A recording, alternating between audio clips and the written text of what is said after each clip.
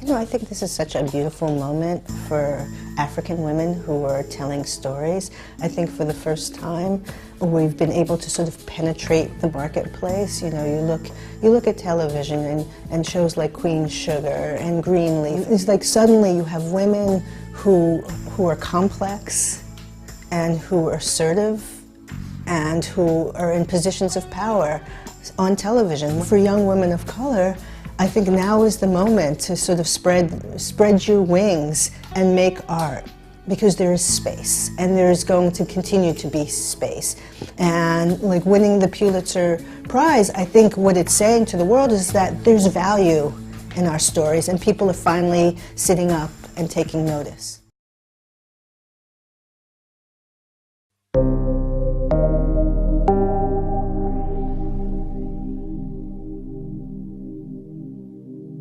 I think I've always been a storyteller.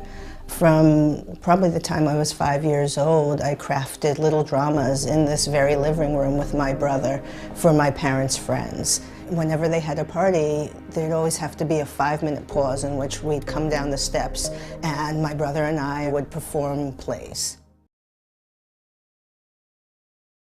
Well, my mother was a school teacher. I grew up in Brooklyn, and my father was a social worker, and we are old-time New Yorkers, and my mother was an activist, very invested in the civil rights movement, in the feminist movement.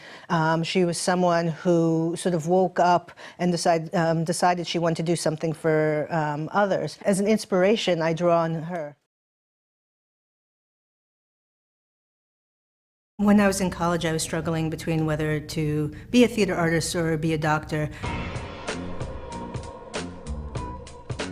There are always moments in one's lives when you have to make that decision, and for me it came in an organic chemistry class. I had taken the midterm, and I remember on this particular morning that the professor had drawn this huge bell curve on the blackboard, and he put at the one end 32, and then at the other end, 99. And I was sitting with one of my friends, and I turned to her, I said, "Oh my God, who do you think got 32? And she's like, "I don't know, I feel really sorry for that person." And this was one of those classes where you had to march down the steps. It was one of these big lecture halls that hold like 350 people. And finally it came my turn, and I marched down to get my test. I looked into the book, and it said 32. And I thought, oh my God, I am the loser who got 32 on the test. And then I collected myself, and I thought, I have to walk back up these steps in front of 350 people and not let them know that I'm the biggest loser in the class. And I marched up those steps, I sat down next to my friend, and she goes, "Oh my God, you so rock that test, you look so confident." And at that moment I knew I was a theater artist. I am Lynn Nottage, and I am theater. 8 years after winning her first Pulitzer Prize for drama, playwright Lynn Nottage is celebrating her second for a work that couldn't be more timely. Sweat explores the economic and societal pressures facing working-class America. Nobody ever tells you that no matter how hard you work, there'll never be enough money to rest. It's fact. Set in Reading, Pennsylvania, where factories are shipping jobs overseas and local residents are turning on each other to preserve what's left of their American dream. The drama explores both the issues and the feelings that helped propel Donald Trump to the U.S. presidency. It's been called the first theatrical landmark of the Trump era. One of the things when I was sitting down to write Sweat is that I wanted the play to be very much a conversation starter. That I feel that my role as an artist isn't to come up with solutions, but to ask the right questions in the right moment. It's really important for us to tell stories that have urgency and that are connected to the human experience.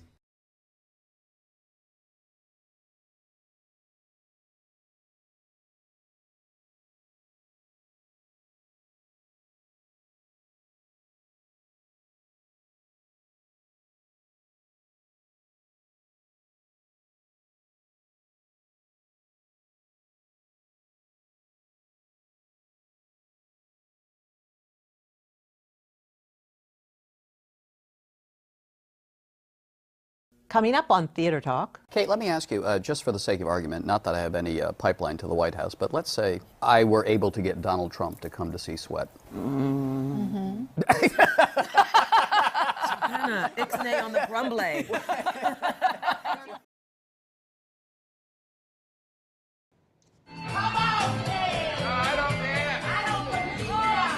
The year is 2000, the setting a bar in Reading, Pennsylvania, as friends, co-workers at a steel plant celebrate a birthday. But as time passes, there's little celebrating, rather a sense of loss, of jobs, friendships, loved ones, a way of life.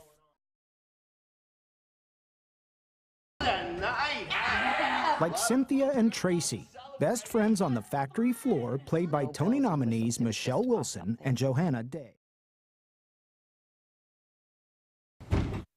What you say? When Cynthia receives a promotion, relationships begin to fray.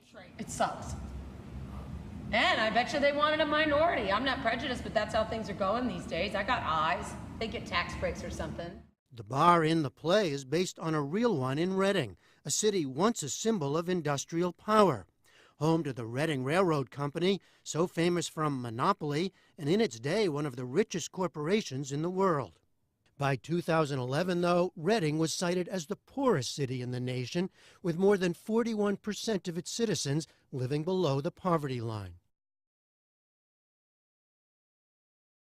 In 2011, I read an article in the New York Times which was discussing the fact that Reading, Pennsylvania was the poorest city of its size in all of America. And so we set our sights on trying to get to know the city from top to bottom. We interviewed everyone from the mayor, the police chief, educators, business people, homeless people. They felt that in one fell swoop, they went from being people who were solidly middle class to becoming part of the invisible class. People always answered the question, how would you describe your city, with the answer, Reading was. They always spoke of their city in past tense. How did a city, which had once been such an incredible industrial powerhouse, become a city without narrative? You need to shut up and drink your beer. That's exactly why I ain't saying anything, man. There is humor in Lynn Nottage's new play, Sweat, but at its heart, it's a harrowing look at workers who've been impacted by large forces in American life. 3 generations of loyalty to the same company. I never imagined working anywhere else.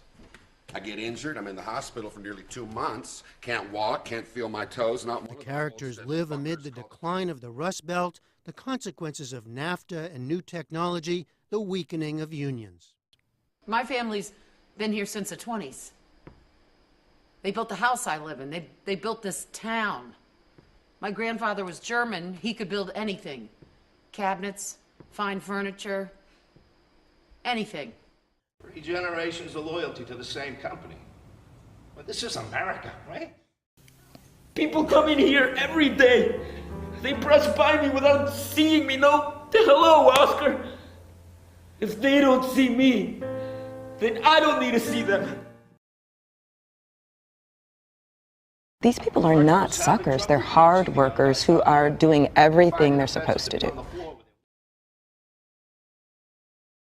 Was there a particular story that stuck with you and really inspired you when you were writing this play, of the people that you met there?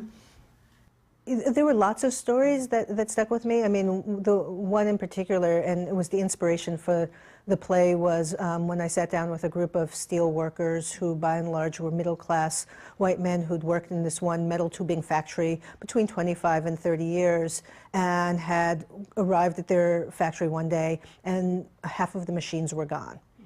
And they were told that they would have to take concessions in order to continue to work. And this really surprised them, because they had invested, in some cases, multiple generations in that factory. And those stories just moved me in ways that I hadn't anticipated. And I found myself very empathetic and listening to folks who I wouldn't necessarily sit down with on a regular basis.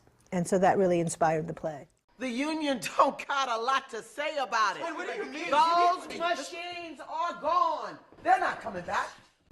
Are they trying to squeeze us out?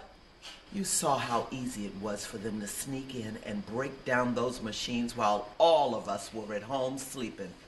I guarantee you, they're in Mexico. They're going to ask everyone to take a pay cut to save jobs. 60%. Yo! Sweat does highlight these divisions in our country, this polarization, but it ends on a note of hope. Yes. Do you have hope in the age of President Trump that we can come together? You know, I'm an eternal optimist, and I think sometimes when we are in the midst of a turmoil or a moment like this, I think that we can lean into the pessimism, but I think that sometimes it pulls us together, and I think that we may find interesting alliances that are forged because of what's happening right now, and that's what I look to. You know, I just don't want to sort of give in to the malaise and become complacent.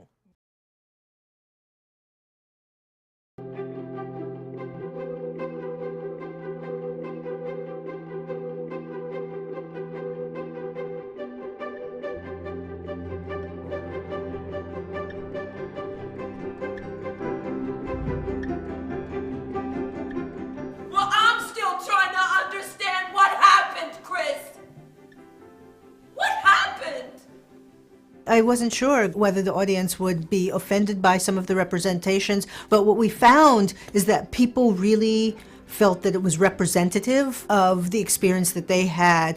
We've been having the same conversation for 20 years. Butts is a bitch. Olstead sucks. But it's work. So let's stop complaining and have some fun! It was really important to us to be in dialogue with the folks who were really at the center of the creation of this piece. A lot of us get to a certain point in our lives, and sometimes we don't always have a lot to show for that. Because all we have to give is that particular thing that is our 8, 10 hours, whatever, a labor at something that puts food on our table, gives us a sense of identity.